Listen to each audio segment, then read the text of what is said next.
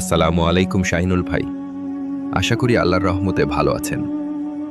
আমি শাকিল আহমেদ, বর্তমানে ইকম র্যাঙ্ক বুস্টে প্রতিষ্ঠানে কর্মরত আছি। আজ আমি আমার জীবনের এমন একটি ঘটনা আপনাদের শোনাতে যাচ্ছি, যেটা ঘটার পর বহু বছর পর্যন্ত আমি রাতের বেলা একা বাইরে বের হওয়ার সাহস পাইনি। ঘটনাটি ঘটেছিল কয়েক বছর আগে, যখন আমি ইকম র্যাঙ্ক বুস্টে নতুন চাকরিতে যোগদান করেছিলাম।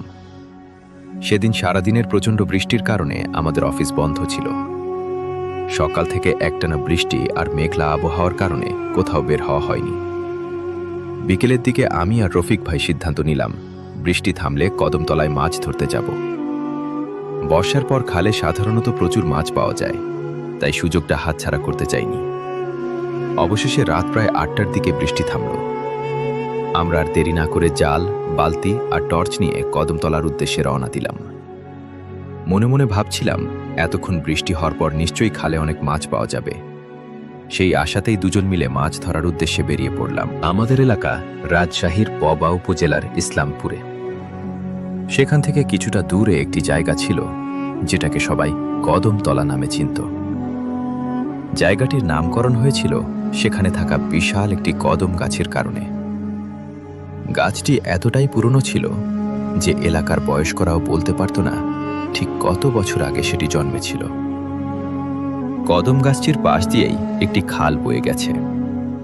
বর্ষার সময় আশপাশের পানি এসে সেই খালে জমত এবং তখন সেখানে প্রচুর মাছ পাওয়া যেত। তবে কদমতলাকে ঘিরে এলাকায় অনেক রহস্যময় গল্প প্রচলিত ছিল। কেউ বলতো, গভীর রাতে কদম গাছের নিচে অদ্ভুত কিছু দেখা যায়। কেউ বলতো, সাদা কাপড় পরা একজন মহিলাকে দেখা যায়। আবার কেউ বলতো, মাঝরাতে সেখানে কান্নার শব্দ শোনা যায়। আমি অবশ্য এসব কথা কখনো বিশ্বাস করতাম না।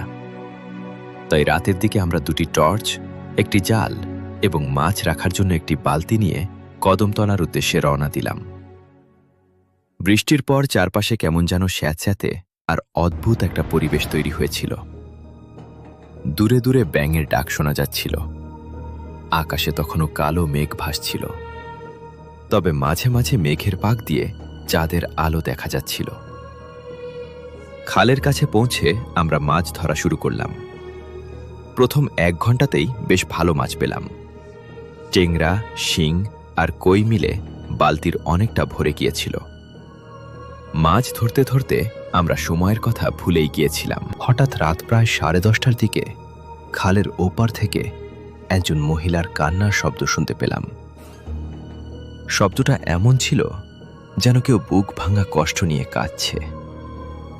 রফিক আমার দিকে তাকিয়ে বলল, শাকিল ভাই, এই রাতে এখানে মহিলা আসবে কোথা থেকে?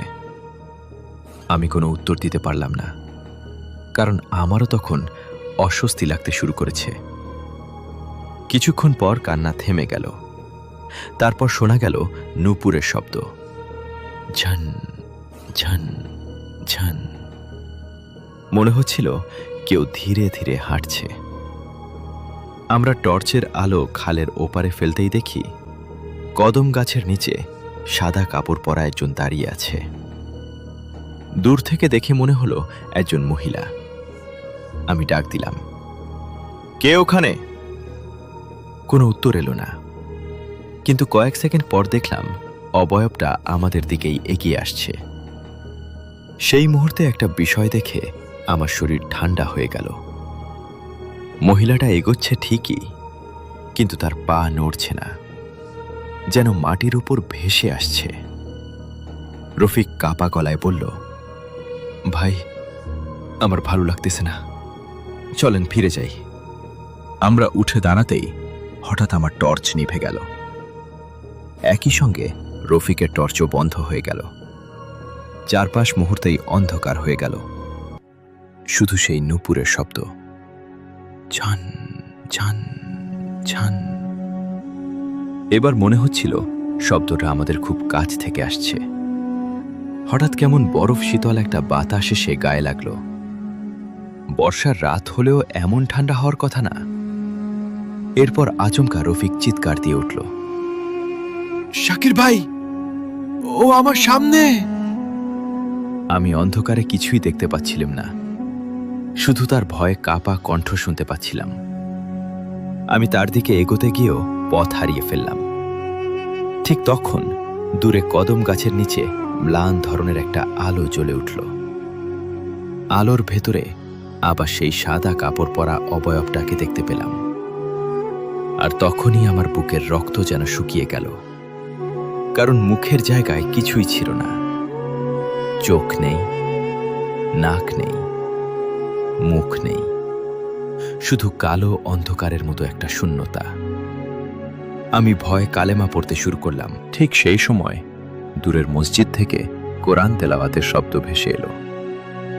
আর আশ্চর্যের ব্যাপার, সঙ্গে সঙ্গে আলোটা নিভে গেল, নূপুরের শব্দও থেমে গেল, চারপাশ আবার স্বাভাবিক হয়ে গেল। কিছুক্ষণ পর রফিককে খুঁজে পেলাম। সে খালের পাড়ে অজ্ঞান হয়ে পড়েছিল। অনেক কষ্টে তাকে বাড়ি নিয়ে আসি। পরদিন সকালে আমরা কয়েকজন এলাকাবাসীকে নিয়ে আবার কদমতলায় যাই। সেখানে গিয়ে দেখি কাদার উপর অদ্ভুত কিছু দাগ। মানুষের পায়ের ছাপের মতো না, আবার কোনো পশুরও না। দাগগুলো এমন ছিল যেন কিছু একটা মাটির ওপর ভেসে চলে গেছে। পরে এলাকার কয়েকজন বৃদ্ধের কাছে জানতে পারি, বহু বছর আগে বর্ষার এক রাতে ওই খালে এক নববধূ ডুবে মারা গিয়েছিল। তারপর থেকেই নাকি মাঝে মধ্যে গভীর রাতে কদম গাছের নিচে সাদা কাপড় পরা একজন মহিলাকে দেখা যায়। ঘটনাটা সত্যি না মিথ্যা সেটা আল্লাহই ভালো জানেন। তবে ওই রাতের পর আমি আর কখনো কদমতলার খালে রাতের বেলা মাছ ধরতে যাইনি। আর আজও গভীর রাতে ওই পথ দিয়ে যেতে হলে অজান্তেই কদম গাছটার দিকে তাকাই। কারণ মাঝে মাঝে এখনো মনে হয় দূর থেকে যেন নূপুরের ক্ষীণ শব্দ ভেসে আসছে। ছন ছন ছন। এই ছিল আমার জীবনের একটি ভয়ঙ্কর ও রহস্যময় ঘটনা। আশা করি আপনাদের সবার ভালো লেগেছে। ভালো থাকবেন শাইনুল ভাই। আসসালামু আলাইকুম।